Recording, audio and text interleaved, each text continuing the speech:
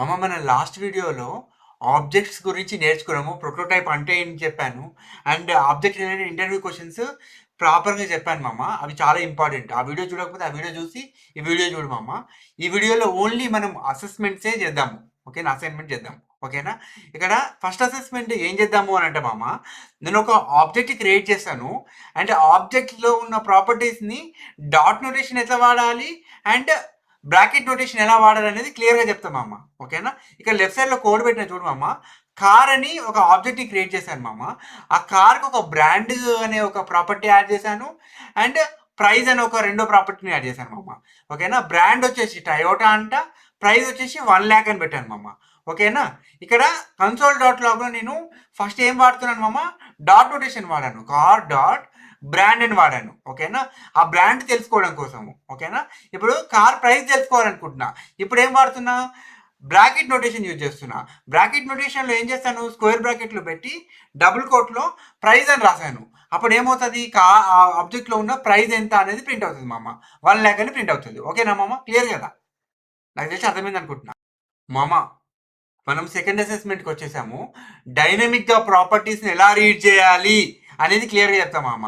అసలు bracket notation అనేది use చేసేదే డైనమిక్ ప్రాపర్టీస్ని యాక్సెస్ చేయడం కోసం మామ. ఓకేనా? ఇక్కడ నేను ఒక కీని క్రియేట్ చేశాను మామ.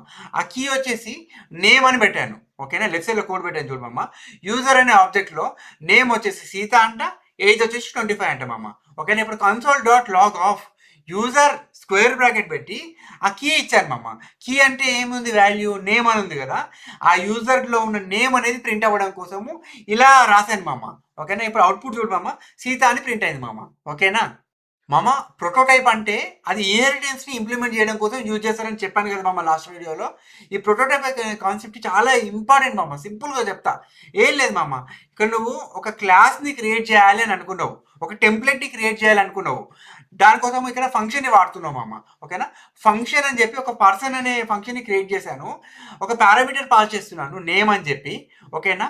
ఆ this dot name equal to నువ్వు పాస్ చేసిన నేమ్ని దానికి అసైన్ చేస్తున్నాను మామ. ఇక్కడ పర్సన్ అనేది ఒక టెంప్లెట్. ఓకేనా? ఇప్పుడు నువ్వు ఆ పర్సన్ అనే టెంప్లెట్లో ఏమేమి ప్రాపర్టీస్ ఉన్నాయి, ఒక నేమ్ అనే ప్రాపర్టీ మాత్రమే ఉంది మామ. క్లియర్ కదా? ఓకేనా? ఇప్పుడు ఆ ఫంక్షన్లో ఉన్న ఆ ఇంకేమన్నా మెథడ్స్ ఉన్నాయా మామ ఆ ఫంక్షన్లో? లేవు కదా.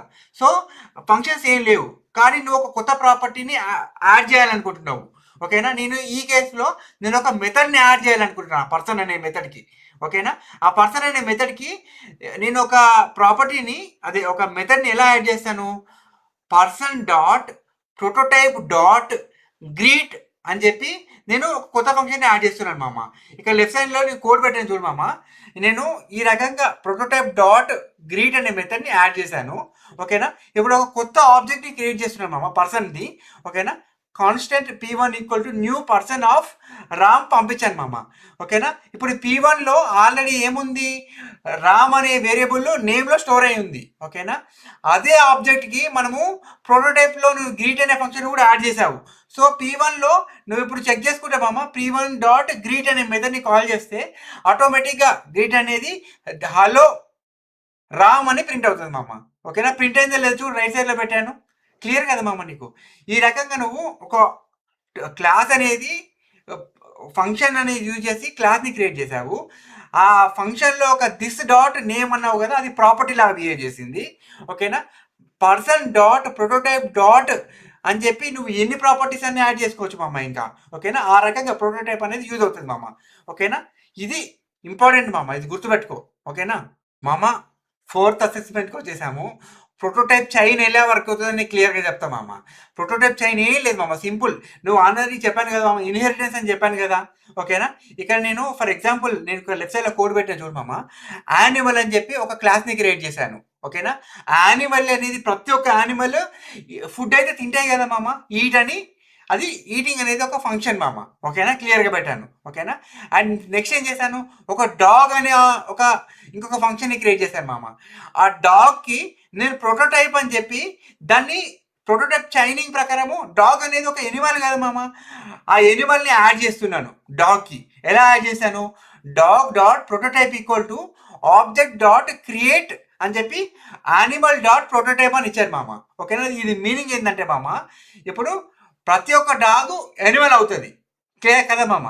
ఇప్పుడు డి డాట్, ఇప్పుడు చూడు మామ, ఒక కాన్స్టెంట్ క్రియేట్ చేశాను, D equal to new dog అని క్రియేట్ చేశాను. ఓకేనా, డి డాట్ ఈట్ అని ఇచ్చాను మామ.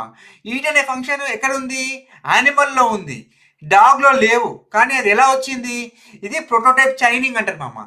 ఇది ఇన్హెరిటెన్స్ ప్రకారము డాగ్ అనేది యానిమల్ నుంచి వచ్చింది, యానిమల్లో ఉన్న ప్రాపర్టీస్ అన్నీ డాగ్లోకి రావాలి అని అనుకున్నావు కాబట్టి dog dot prototype equal to object dot create అని చెప్పి యానిమల్ డాట్ ప్రోటోటైప్ అని ఇచ్చారు మామ.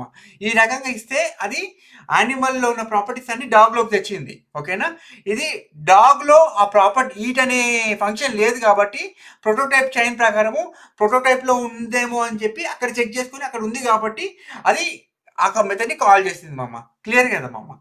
మామ, ఫ్రీజ్ మెథడ్ ఎందుకు వాడతారు అని అంటే మామ, నువ్వు కొత్త ప్రాపర్టీస్ యాడ్ చేయకుండా చేయాలి అండ్ ఉన్న ప్రాపర్టీస్ని మాడిఫై చేయకుండా చేయాలి అని అనుకున్నావు అనుకో, ఆ టైంలో నువ్వు ఫ్రీజ్ అనే ఫంక్షన్ని వాడాలి మామ, ఆబ్జెక్ట్ డాట్ ఫ్రీజ్. ఓకేనా, ఇది చాలా ఇంపార్టెంట్ మామ. ఇక లెఫ్ట్ సైడ్లో ఒక ఎగ్జాంపుల్ పెట్టిన చూడు మామ, ఒక యూజర్ అనే ఆబ్జెక్ట్ క్రియేట్ చేశాను, దానిలో నేము అండ్ ఏజ్ అనే 2 ప్రాపర్టీస్ మాత్రమే ఉన్నాయి మామ. ఓకేనా, నేను object dot freeze of user అని పాస్ చేశాను మామ. ఓకేనా, ఇప్పుడు దానికి ఏజ్ అనే ప్రాపర్టీని 30 నుంచి 35 చేద్దామని ట్రై చేశాను, అలో చేయదు. ఓకేనా, సిటీ యూజర్ డాట్ సిటీ అనే కొత్త ప్రాపర్టీని యాడ్ చేయడానికి ట్రై చేశాను, హైదరాబాద్ అని చెప్పి, అది కూడా అలో చేయదు. ఓకేనా, నువ్వు నేమ్ అనే ప్రాపర్టీని డిలీట్ చేయాలనుకున్నావు, అది కూడా వర్కౌట్ అవ్వదు మామ. ఫ్రీజ్ అంటే మొత్తం ఇంకా దాన్ని ఏం చేయలేవు, ఆబ్జెక్ట్ ఉన్నది ఉన్నట్టుగానే ఉంటుంది మామ. సో ఇది దీన్ని ఫ్రీజ్ అనే మెథడ్ ఇలా వాడతారు మామ. ఓకేనా మామ. మామ, ఆబ్జెక్ట్ డాట్ సీల్ అనే మెథడ్ ఎందుకు వాడతారంటే మామ, నువ్వు ఉన్న ప్రాపర్టీస్ని మాత్రమే వాడుకోవాలి, కొత్త ప్రాపర్టీస్ యాడ్ చేయకూడదు. ఓకేనా, ఉన్న ప్రాపర్టీస్ని డిలీట్ కూడా చేయకూడదు అని డిసైడ్ అయినాం అనుకో, ఆ టైంలో మనము ఆబ్జెక్ట్ డాట్ సీల్ అనే మెథడ్ని యూజ్ చేయాలి మామ. ఓకేనా, ఇక్కడ చూడు మామ, లెఫ్ట్ సైడ్లో నీకు ఒక ఎగ్జాంపుల్ పెట్టాను, ఒక యూజర్ ఆబ్జెక్ట్ని క్రియేట్ చేశాను, నేమ్ అండ్ ఏజ్ 2 మాత్రమే ప్రాపర్టీస్ ఉన్నాయి మామ. ఓకేనా, user dot age equal to 35 అన్నాను మామ. ఓకేనా, అది ఆబ్జెక్ట్లో 35 అప్డేట్ చేసింది మామ. ఓకేనా, అండ్ యూజర్ డాట్ సిటీ అని పెట్టాను మామ, కొత్త ప్రాపర్టీ యాడ్ చేయడానికి ట్రై చేస్తున్నా, హైదరాబాద్ అని చెప్పి, అది అలో చేయదు మామ. ఓకేనా, అండ్ డిలీట్ చేస్తున్నా మామ నేమ్ని, అది కూడా అలో చేయదు మామ. ఓకేనా, క్లియర్ కదా మామ.